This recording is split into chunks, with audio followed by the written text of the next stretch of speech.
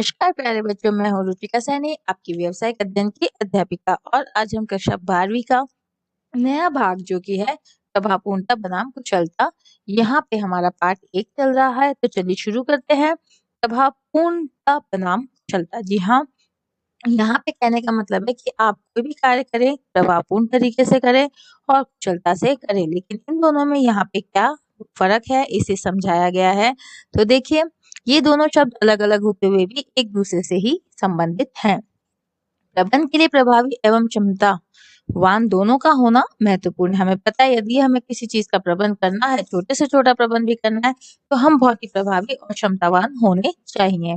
इसी के साथ साथ प्रभावपूर्णता एवं कौशल दोनों एक ही सिक्के के दो पहलू यहाँ पे बताए गए। जी हाँ, आगे चलते हैं। इन दोनों पक्षों में संतुलन आवश्यक है तथा कभी कभी प्रबंध को कुशलता से समझौता करना होता है। जी हाँ, ये कहने का मतलब है कभी कभी हमें ऐसा प्रबंध करना होता है कि हमें कुशलता से समझौता करना पड़ रहा है। यानी प्रबंध तो करना है, लेकिन कोई जरूरी नहीं है कि इतना कुशल प्रबंध हो जितना हमने सोचा था। यानी जितना हमने सोचा कि हमारे इतने नंबर आएंगे 12th में और इतने नहीं आ पाए, यानी हमारा प्रबंध तो वैसा ही था, लेकिन कुशलता पूर्वक हमें हमारे नंबर नहीं मिले।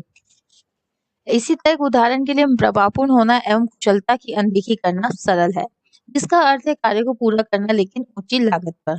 अब यहाँ पे अगर हम जैसे तैसे अपने नंबरों को भी ले आते हैं, हम 90 से ऊपर नंबर ले भी आते हैं, लेकिन उसके पीछे हमने बहुत सारा पैसा अलग अलग कोचिंग्स में, अलग अलग चीजों में, अलग अलग किताबों में खर्च कर दिया, और जितना पैसा खर्च किया है उतने हमें नंबर नहीं आ पाए, तो इसे हम ये कहेंगे कि जो हमारा प्रबंध था वो कुशलता पूर्वक नहीं हुआ। यानी सबसे पहले तो आपका प्रबंध ऐसा हो जो कि आपको ज्यादा से ज्यादा आपको रिजल्ट मिले, और वो भी कम लागत पे, तो माना जाएगा कि आपका जो प्रबंध है वो कुशलतापूर्ण है। यानी लागत कैसी होनी चाहिए? कम होनी चाहिए। तो देखिए, उदाहरण के लिए माना एक कंपनी का लक्ष्य वर्ष में 8,000 इकाइयों का उत्पादन करना था। यानी कितना? एक आपकी कंपनी है, आपने कितना लक्ष्य रखा कि भैया मैं एक साल में 8,000 इकाइयां यानी कि 8,000 यूनिट्स का उत्पादन करूंगा किसी भी वस्तु का। इस लक्ष्य को पाने के लिए अधिकांश समय बिजली न मिलने पर प्रबंधक प्रभाव उत्पादक तो था, लेकिन क्षमतावान नहीं था, क्योंकि उसी निर्गत के लिए अधिक आगत, श्रम की लागत, बिजली की लागत का उपयोग किया गया। अब यहाँ पे क्या था? उत्पादन करना था 8,000 इकाइयों का, और इस लक्ष्य को पाने के लिए अधिकांश समय बिजली हमें नहीं मिली। तो मान के चलिए बिजली नहीं आई तो हमने प्रबंधक को, प्रभाव उत्पादक तो था, मतलब हमारा जो प्रबंधक था वो प्रभाव उत्पादक था, उसमें प्रभाव था कि वो इतनी यूनिट का उत्पादन कर सकता है, लेकिन उसमें इतनी क्षमता नहीं थी। और क्षमता क्यों नहीं थी? क्योंकि उत्पादन करने के लिए तो बिजली ही नहीं थी।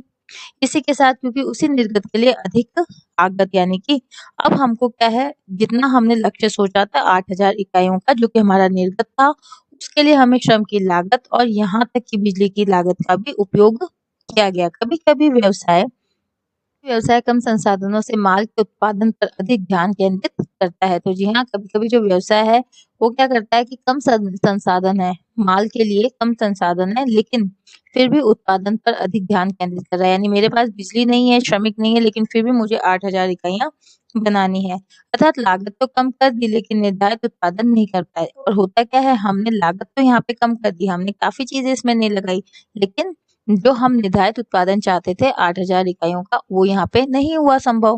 परिणाम स्वरूप माल बाजार में नहीं पहुंच पाया, और क्या हुआ? अब उत्पादन ही नहीं हुआ है तो बाजार में माल आ भी नहीं पाया, इसलिए इसकी मांग कम हो गई।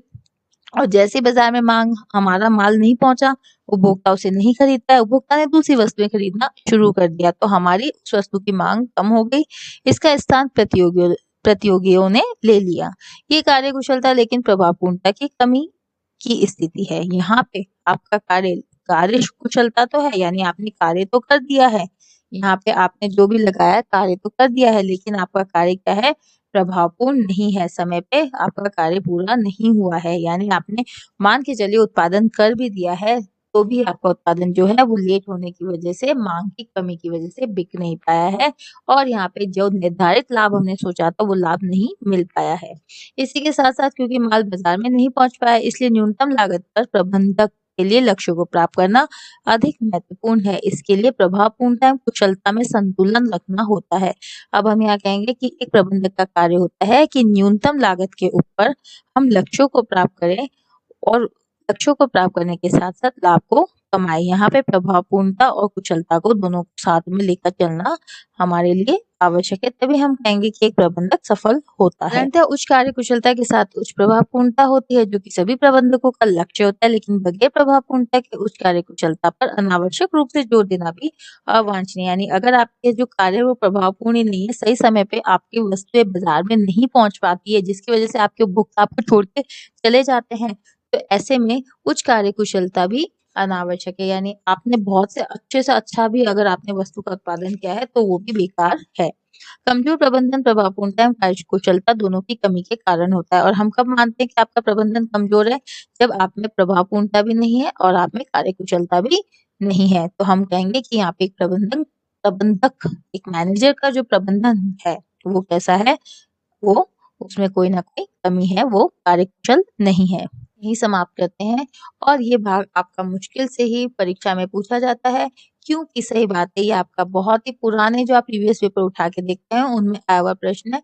अगर ये आ भी जाता है तो मात्र 1 नंबर का आपका ये प्रश्न आता है, जो भी इस तरीके से बनता है कि प्रभावपूर्णता और कुशलता में क्या अंतर है, या आप इन दोनों से क्या समझते हैं। तो ये सारे महत्वपूर्ण प्रश्न आपको मेरे पीडीएफ में मिल जाएंगे, टेलीग्राम में मिल जाएंगे। तो please connected to my Telegram. तब तक के लिए धन्यवाद।